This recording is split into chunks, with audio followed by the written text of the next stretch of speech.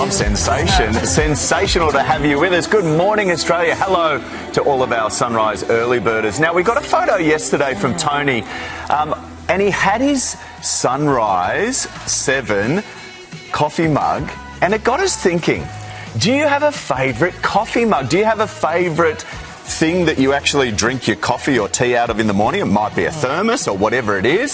Send us a pic. And some of those funny ones too. Yeah. Where they add swear words in them. Yeah, I might like the one on your desk. One of those on my desk. Do you get the Royal Dalton out, the old country roses, or is it a hand-me-down family heirloom? Send us a pic of your favourite mug this morning. First to breaking news though, Sydney's underworld violence has seen a dangerous escalation this morning with a teenager shot, now fighting for life. Live to Sam Payne, who's in Greenacre for us. Sam, it's been a terrifying night on the city's streets. Yeah, good morning, Nat, and it has all the hallmarks of an organised crime shooting. It was just after 9 p.m. here in Western Sydney in Greenacre when gunshots rang out. Now, the preliminary details suggest that this man in his late teens was sitting in a vehicle, was shot whilst in the passenger seat. That car's then driven 2 streets away and emergency services were called. The shooting car had then fled the scene. Now, police were swarming the suburb. We had a helicopter in the skies, multiple paramedics on the scene, as well as officers scouring for the bullet shells and the gun. And 5 hours later, about that, a 20-minute drive away, police have now found a vehicle that they believe could have been used in the shooting. It's a Hilux that's been torched. Now, the major manhunt is still underway, and this teenager in his late teens is in hospital. It has to remain private due to safety reasons, and police are asking anyone with any information, Nat, to come forward. OK, thank you, Sam. Here's Shervo. Thanks, Nat. In more breaking news this morning, Brisbane commuters are facing peak hour pain again with a second strike shutting down the city's ferry network. Let's go live to Nat's Levy in Brisbane. So Nat's services will be suspended for 2 hours. For 2 hours from 8 a.m, Shervo, there will be no ferries running here in Brisbane City as negotiations between the Maritime Union and River City Ferries fail to reach a settlement. Now, what this means for passengers, anyone on the ferries at 8 a.m, will have to get off whether or not they've reached their final destination. Nobody will be allowed to board the vessels. Now, the union is saying that there is a pay rise that has been offered, but it fails to meet the rate of inflation. They're also striking over better work-life balance, saying that they're dealing with issues of fatigue. Now, River City Ferries say they'll continue to negotiate in earnest, but what it means for commuters today is there will be significant delays and people are advised to find an alternate way to get into and out of the city. Shervo. OK, thank you, Nats. Let's get more news. Here's Mon. Thanks very much. Good morning. To some breaking news out of Sydney. A man is in a serious condition after he was stabbed overnight. Emergency services raced to the residence on Illawarra Road at Marrickville at around 1:30 this morning after the man, believed to be in his 60s, was stabbed multiple times in the arms and torso. The man was treated at the scene before being taken to hospital. A search is now underway for the offender. The Albanese government MPs have been exposed, celebrating falling house prices caused by capital gains tax and negative gearing changes. Let's go live to Jasmine Turlings, who's in Canberra. Jasmine, morning to you. So property experts are really calling out the MPs here. Well, yes, good morning, Mon. Among them, Social Services Minister Tanya Plibersek, who earlier this week on our program said it's never been a better time to be a first home buyer. Now, some economists have pointed out that while interest rates were much higher in the early 90s, that price-to-income ratios were significantly lower as well. Now, these comments come off the back of news this week that house prices have fallen 0.7% nationally in June, the largest single monthly decline in almost 4 years. Now, leading economist from AMP, Dr. Shane Oliver, is forecasting house prices to fall 11% in Sydney from their peak and 8% in Melbourne. Now, he's saying that those tax changes account for about 5 percentage points of that drop, warning that lower house prices can lead to a worse economy and higher unemployment. Mon. All right, Jasmine, thank you. A secret concussion deal that stretches to the top of the AFL has shocked the Australian sporting community after it was revealed that a star Geelong player struck an agreement with the club taking responsibility for any future brain injury. The Cats player effectively signed a waiver releasing Geelong of any future compensation payout. The athlete had already suffered multiple concussions. AFL chairman Craig Drummond was club president when the plan was put together, but the AFL confirmed the waiver had not been approved by them and will be removed. Crime hotspots across Queensland are being targeted by the State Flying Squad in a major crackdown on activity ranging from property crime to drug and domestic violence offences. Assisted by the Dog Squad, investigators tracked down a 19-year-old man who allegedly ran from police before he was taken into custody.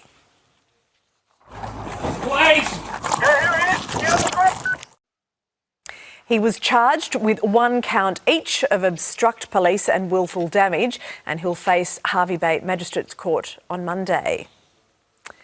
Well, Adelaide is in for a very chilly weekend with wild wintry weather forecast right into next week. Let's go live to Hayden Nelson now in Adelaide. Hayden, do you wear a scarf? Are you a scarf man? I could imagine you were in a scarf. How cold are you going to get? I'm going to need it tomorrow, of course. Well, I've got that big scarf, famously, that big one that Wardrobe gave me, but it's a whole body cover. So the shawl, which I'll need for the weekend, you can also use it to warm your legs as well at the footy. So it's got multiple uses, which will certainly be coming in handy over the weekend, because the temperatures, it's okay now, but by tomorrow, temperatures in the single digits right across the southern and eastern states. Rain on Sunday in up to 20 millimetres is what's being predicted. So bring out your scarf, bring out your brollies, gloves. It's going to be blustery at best. It's all because of a powerful cold front sitting off the edge of Antarctica as it heads north. So that's saying something. It's then going to be coupled with a low pressure system, they're telling us, which could bring rain, hail, storms, even snow to the southern, to the eastern states as well, and Victoria. So not just South Australia, Tasmania,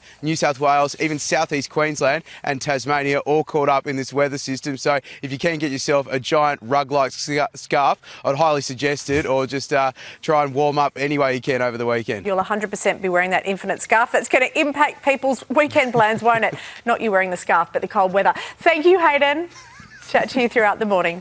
Well, new wearable and now affordable smart glasses have prompted the government to take action over privacy concerns. Live to Anna McGraw, who's on the Gold Coast. Now, Anna, there are growing fears about these extra sets of eyes. Yeah, good morning, Mon. Well, certainly when this premium tech is now available at the fraction of the price, it has really raised some serious questions over issues relating to privacy. These $89 camera glasses from Anko have sold out across Kmart stores as well as online. And you can understand why if people want to get their hands on them. The real Meta glasses, they start at $400 with some models as expensive as $700. But it has prompted Canberra to act quickly, requesting that the Privacy Commissioner make it a priority to investigate the impacts that these devices could have on Australia's privacy laws. Now, what they're concerned about is like covert recording. Some of these devices may not be able to tell when you are recording someone, harassment and as well other behaviour that may put children in particular at risk. But of course, they're asking the Privacy Commissioner to make it a priority to see exactly how they can manage these risks that experts say really do threaten Australia's privacy laws. But Mon, certainly a little more serious than a gimmick or a fashion statement. Yeah, it really is. We're going to be looking at that topic in more detail after 7 a.m. Anna McGraw, thank you. Well, this story really takes off. It's got to be one of the stories of the day. A 97-year-old has soared above her own expectations. She's beat her own Guinness World Record to become the oldest female wing walker. Let's go live now to Ben Downing, who's in London. Ben, I love her. Oh, Mon, if this is in the story of this day's stakes, make this my official submission because nothing will prepare you for what you are about to see. 97-year-old Betty Bromwich, that's her, without a helmet on top of a biplane as it soars through the sky, not just going straight, it does flips, it does spins, the whole works. There it goes, up and over, and she's pulling this off because she's actually completed this feat 6 times in the past decade. She decided to do this year because last year she suffered and then survived a stroke. She's actually raising money for charity. But amongst all of this, she's also given another reason why she tries it on. I just get bored with life otherwise. When you get old, you can't go here, you can't do this, you can't drive, you can't see. I can't see very well. And I get a bit frustrated. So I want to do the things that I can do. Things she can do being these kind of death-defying stunts to stave off boredom. If that's what she's doing at 97, I can't imagine what she has in the works to celebrate turning 100. Oh my gosh, I want to know everything about her and her life. What a cool woman. Love it, Ben. Thank you. Your submission gets a huge tick of approval. Well, who knew that a cup of tea could be so controversial? Every person has their own set of rules, right, when it comes to their favourite cuppa. This man has officially laid down the law when it comes to a good English breakfast. I'll have a glass of water. If you're making me a cup of tea and you put the milk in first, I'm calling the police. And if you hand me a cup of tea and it's still got the tea bag in it, I would not trust you around children. If you use sweeteners, I don't trust you. If you make a cup of tea with brown sugar, I don't trust you. If you use sugar cubes, I'm probably way too underdressed to be at your house. If you put Oh my gosh, I agree with all of that. So milk first or last, sugar or sweetener? I'm very finicky about how. So milk my not tea. first? Never. Really? Because you've got to see that you've left the brew To steep. Yeah, to steep until it's at the right amount, and then add the milk. I can never make you a cup of tea. What do you put the milk in? That's what my nana taught me. Okay. Even when I'm you're sorry, making but it your with nana the was pot. wrong. Sorry.